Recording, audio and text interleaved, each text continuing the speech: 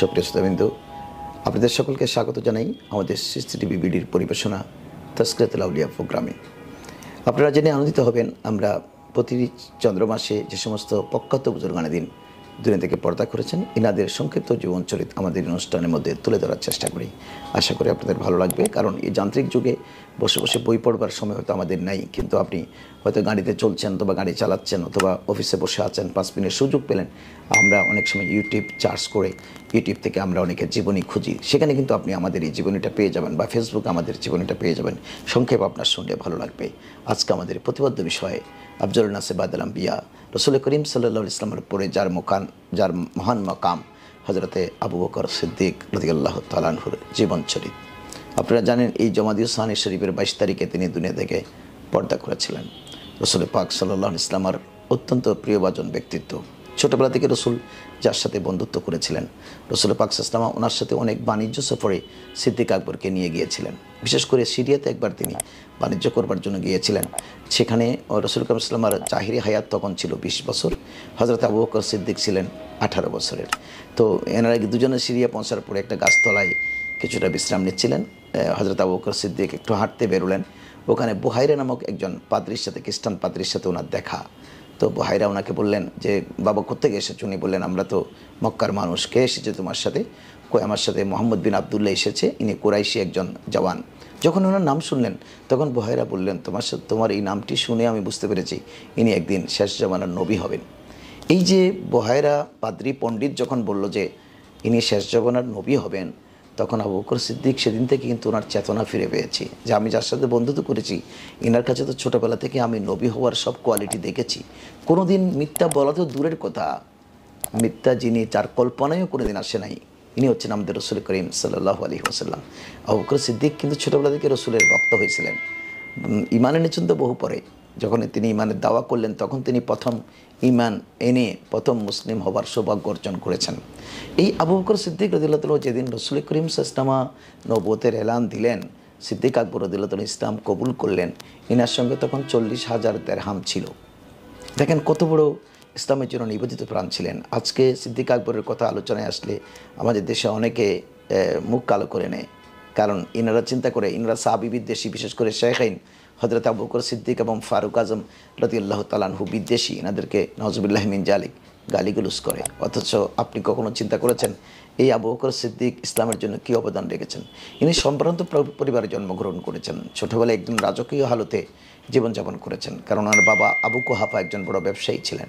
ওনার বয়স যখন 20 বছর, তখন কিন্তু ব্যবসার পুরো গুরুদায়িত্ব ওনার কাছে চলে আসছিল। তো যেদিন ইসলাম কবুল করছিলেন সেদিন ওনার হাতে তৎকালীন সময়ের 40,000 দিরহাম ইনার হাতে ছিল। যখন ইসলাম কবুল করেছেন তখনই রসুল করিম সাল্লাল্লাহু আলাইহি ওয়াসাল্লামের কাছে গিয়ে বললেন, ইয়া রাসূলুল্লাহ, আমি আমার জীবন যৌবন, আমার ঘর বাড়ি, টাকা পয়সা, ধন দৌলত ইসলামের সাথে, ইসলামও কবুল করলাম, সব কিছু আপনার কদমে সারেন্ডার করলাম। পাশাপাশি 40,000 দিরহাম রসুলের কাছে হস্তান্তর করলেন ইসলামের এই প্রাথমিক যুগে খরচা করবার জন্য, দিনের জন্য। দেখেন, আমি 40 টাকাও দিতে পারবো না, কিন্তু আমি সমালোচনা করছি কার? 40,000 দিরহাম মানে বর্তমানে 40 লক্ষ টাকা। কিন্তু এটা কেউ কি চিন্তা করেছেন? ইনি কিন্তু নিজের জন্য আর কিছু রাখেননি। ইভেন কি রসুল করিম সাল্লাল্লাহু আলাইহি ওয়াসাল্লাম যখন হিজরত করে মদিনায় যাবেন, সেদিন ওনার সাথে মাত্র 2,500 দিরহাম ছিল। যিনি 40,000 দিরহামের মালিক, ইনি কিন্তু সব কিছু খরচা করেছেন রসুলের কদমে। 2,500 দিরহাম ছিল, সেটাও কিন্তু সঙ্গে নিয়ে নিয়েছেন। 2টো উটনি কিনেছেন মদিনা যাওয়ার জন্য, রসুলের সাথে সফর সঙ্গে হওয়ার জন্য ইনি সমুদয় টাকা পয়সা সঙ্গে নিয়েছেন। পরিবার এবং ছেলে মেয়েদের জন্য কিছুই রেখে যাননি, শুধু আল্লাহ এবং রসুলকে রেখে গিয়েছেন। এই জন্যই কবি শায়ের বড় চমৎকার বলেছেন, পরওয়ানে কো সেরাগে বুলবুলি কা ফুল বস, সিদ্দিক আকবর কে লিয়ে খুদা কা রসুল বস। সেদিন মূলত সিদ্দিক আকবর এই এরাদা করেছেন যে আমার জন্য আল্লাহ এবং রসুল যথেষ্ট, আমি আমার পরিবার পরিজন ঘরবাসী সকলের জন্য আল্লাহ এবং রসুলকে রেখে গেলাম। হিজরতের রাত্রিতে তিনি রসুলের যখন সঙ্গী হলেন তখন আজীব আজীব অবস্থার সম্মুখীন তিনি হয়েছেন। রসুল করিম সাল্লাল্লাহু প্রেমে নিজকে কতটুকু উৎসর্গ করেছেন দেখেন, যে একসময় তিনি রসুলের সাথে জবলে সৌরে যাওয়ার জন্য রওনা দিয়েছেন। রওনা দেবার প্রাক্কালে হঠাৎ করে তিনি রসুল পাক সাল্লাল্লাহু চতুর্দিকে, কখনো ডানে কখনো বামে, কখনো সামনে কখনো পিছনে চলে আসেন, পিছনে গিয়ে আবার সামনে, সামনে গিয়ে ডানে। রসুল করিম সাল্লাল্লাহু বললেন, সিদ্দিক তুমি এরকম দৌড়াদৌড়ি করছো কেন? একবার সামনে যাচ্ছ, একবার পিছনে আসছো, একবার বামে যাচ্ছ, একবার ডানে যাচ্ছ। বললেন, ইয়া রাসূলুল্লাহ, আমি যখন সামনে যাই তখন হঠাৎ চিন্তা আসে যদি পিছন দিক থেকে আপনি আক্রান্ত হন, তখন আমি দৌড় দিয়ে পিছনে চলে আসি আপনাকে সুরক্ষা দেবার জন্য। আবার ডানে যাবার পরে আমার চিন্তা আসে যদি বাম থেকে শত্রু আক্রমণ করে, তখন আমি চতুর্দিকে ঘুরতে থাকি। অর্থাৎ যেদিক থেকে আক্রমণ সেদিকে আমি থাকবো ঢাল। আমি বেঁচে থাকতে আমার আকার শরীর মোবারকে একটা আঁচড়ও পড়তে পারবে না।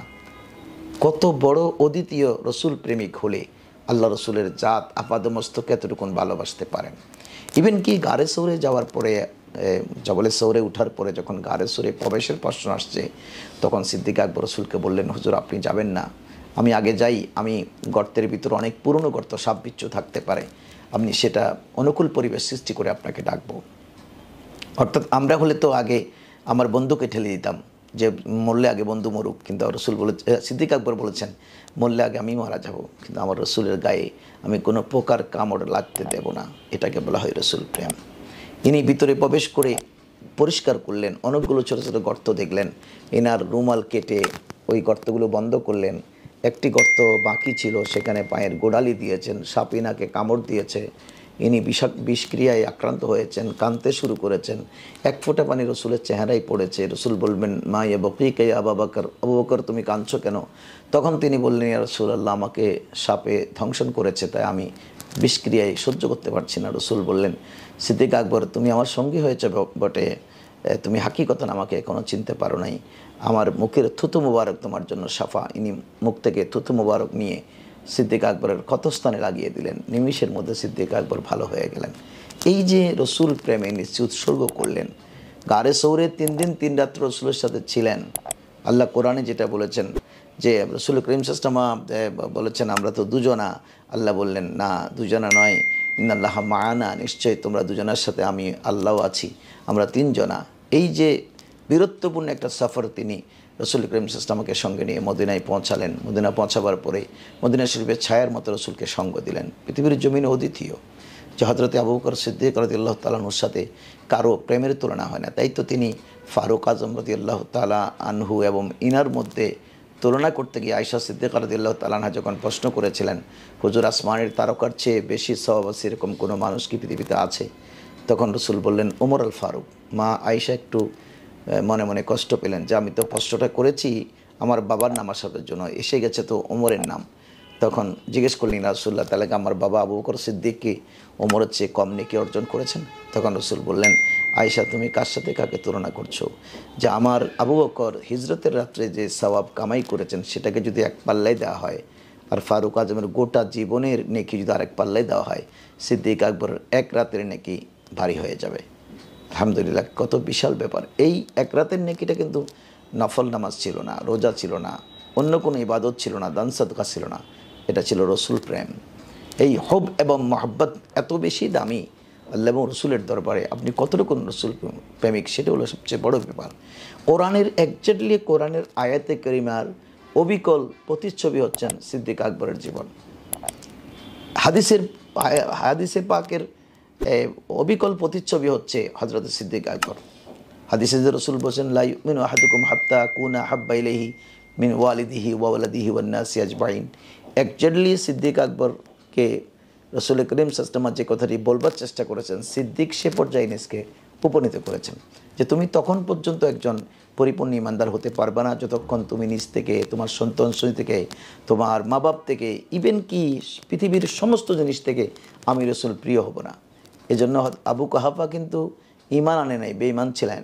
সিদ্দিক আকবর রাদিয়াল্লাহু কোনটা বোধ করেননি, হিজরতের রাত্রে বাবাকে ফেলে চলে গিয়েছেন। আমরা বলে চিন্তা করলাম আমার বাবা ইসলাম আনে নাই, কিসে আমি বাবার কাছে রসুলের কাছে চলে যাব? বললেন, বাবার চেয়ে রসুল প্রেম আমার চেয়ে কোটি গুণ বেশি। বিবি হজরতে সাইয়েদানা আয়েশা এবং হজরতে আসমা এবং হজরত আব্দুর রহমান, ইনারা হজরত আবু বকর সিদ্দিকের ছেলে এবং মেয়ে। তাদের দুজনের কথা, 2 মেয়ে এবং 1 ছেলের কথা 1 সেকেন্ডও চিন্তা করে নাই। তাদেরকে বললেন, তোমাদের জন্য আল্লাহ এবং রসুলকে রেখে যাচ্ছে, আমি গেলাম রসুলের সাথে, আমরা কিন্তু যেতে পারবো না, আমার মেয়েটার জন্য আমার পরাণ পড়বে, ছেলেটার জন্য পরাণ পড়বে। পাশাপাশি বিবির জন্য আমরা কোথাও যেতে পারবো না। ইনি বিবিদের জন্য এক দানা করি রেখে যাননি, সব রসুলের। ওই 2500 দিরহাম যেটা সঙ্গে ছিল সেটাও সঙ্গে নিয়ে নিলেন। আর দুটো উট নিয়ে সঙ্গে নিয়ে নিলেন, একটাতে রসুল সাওয়ার হলেন, একটাতে উনি সাওয়ার হলেন, চলে গেলেন মদিনাতুল মুনাব্বারায়। জীবনের সব কিছু বাদ দিয়ে যিনি রসুল প্রেমে নিজকে উৎসর্গ করেছেন, ইনি হচ্ছে আফজলুন নাসের বাদুল আম্বিয়া হযরত সৈয়দনা আবু বকর সিদ্দিক রাদিয়াল্লাহু তাআলা আনহু, যাকে এই সিদ্দিক উপাধিটি আল্লাহ তাবারক ওয়া তাআলা আরশ আজিমে দিয়েছেন। সমস্ত উপাধি জমিন থেকে হয়, কিন্তু সিদ্দিক উপাধি হয়েছে আরশ থেকে। কারণ মেরাজের মহান রাত্রিতে রসুল যখন মেরাজ থেকে সেরে আসলেন, তখন কাফেরদের সামনে বিষয়টি উপস্থাপন করলেন। কাফেররা ঠাট্টা মস্করা করতেছে, যেটা কি করে সম্ভব। আবু বকরকে বললেন, তুমি তো নবী নবী করে পাগল হয়ে গেছো মোহাম্মদ বিন আবদুল্লাহর জন্য, দেখো তিনি কি বলেন। তিনি বলতেছেন, ইনি নাকি গত রাত্রে অল্প সময়ের মধ্যে তিনি বাইতুল মুকাদ্দাস থেকে লামকানে গিয়েছেন, আল্লাহর সাথে দিদার করে ফিরে এসেছেন। এটা কি করে সম্ভব? সিদ্দিক আকবর বললেন, আমার রসুল কি বলেছেন? ওরা বলে যে হ্যাঁ বলেছেন। যে বলে থাকলে রসুল ঠিক বলেছেন, আমি বিশ্বাস করে নিলাম, কারণ আমার রসুল কোনোদিন, আমি যাকে রসুল মানি, ইনি কোনোদিন মিথ্যা কথা বলতে পারেন না। তখন রসুল করিম সাল্লাল্লাহু আলাইহি ওয়াসাল্লামের কাছে সিদ্দিক আকবর গিয়ে আগে কিন্তু বিশ্বাস করে ফেলেছেন, তারপরে গিয়ে জিজ্ঞেস করেছেন, ইয়া রাসূলুল্লাহ, কাফেররা তো এরকম এরকম বলতেছে, আপনি কি কালকে গিয়েছেন? বলে যে তুমি কি বলেছো? বলে যে আমি বলেছি আমার আঁকা বলে থাকলে ঠিক বলেছেন। তো সিদ্দিক, আজ থেকে আল্লাহ তাবারক ওয়া তাআলা আরশ আজিমে মঞ্জুর করেছে তোমার নামের পাশে একটি উপাধি, সেটা হলো সিদ্দিক। সত্য মিথ্যার মধ্যে যিনি সত্যিকারের ফারাক করে সত্যের উপর অবিকল থাকে, ইনার নাম হচ্ছে সিদ্দিক। সমস্ত সাহাবা ইকরাম সিদ্দিক, কিন্তু উনি হচ্ছেন সিদ্দিক আকবর, অর্থাৎ সবচেয়ে বড় সিদ্দিক। এর চেয়ে বড় কোনো সিদ্দিক সত্যবাদী হতে পারে না। সুতরাং সিদ্দিক আকবর রাদিয়াল্লাহু তাআলা আনহুর এই ওরসে পাকের মাসে আমাদেরকে এনার জীবনচরিত চর্চা বাড়াতে হবে। কারণ কিছু কিছু দুশ্মন শিয়াবাদ প্রচার করার ফাঁকে দুই শাইখাইন হযরত সিদ্দিক আকবর এবং ফারুক আজমকে গালিগুলোজ করে, আর মৌলা আলী শের খুদা রাদিয়াল্লাহু তাআলা আনহুকে ভালোবাসা দেখাতে গিয়ে ওনাকে তাদের ঊর্ধ্বে নিয়ে যাওয়ার চেষ্টা করে। দেখেন, আপনি কাউকে ঠেলে উপরে তুলবেন, কাউকে নামাবেন, সেই সুযোগ কিন্তু আপনার নাই। ওনারা আমাদের কর্মের মাধ্যমে, রসুলের সন্তুষ্টি অর্জনের মাধ্যমে ইনাদের অবস্থান সৃষ্টি করে নিয়েছেন আল্লাহ এবং রসুলের দরবারে। এই জন্য রসুল পাক সাল্লাল্লাহু আলাইহি ওয়াসাল্লাম ওনার অ্যাবসেন্সে মসজিদে ইমামতি করবার দায়িত্ব আবু বকর সিদ্দিককে দিয়েছেন। আশা করি বিষয়গুলো আপনার উপলব্ধিতে নেবেন, এনার জীবনচরিত আপনি আলোচনা করবেন, সন্তানদেরকে এনার জীবনচরিত পড়াবেন, সিদ্দিক আকবরকে ভালোবাসবেন। ওয়াকুনু মা'আস সাদিকিন, আল্লাহ বলেছেন তোমরা সিদ্দিকীদের দলভুক্ত হয়ে যাও। আপনি যদি তাদেরকে ভালোবাসেন, তাদের দলভুক্ত হয়ে যাবেন। ভাই ময়দানে মাহশরে সিদ্দিক আকবরের সাথে আপনার হাসর নাসর হবে। ধন্যবাদ সকলকে, আমাদের সঙ্গে থাকুন, সিসিটিভি ভিডিওর সাথে থাকুন। আসসালামু আলাইকুম ওয়া রাহমাতুল্লাহ।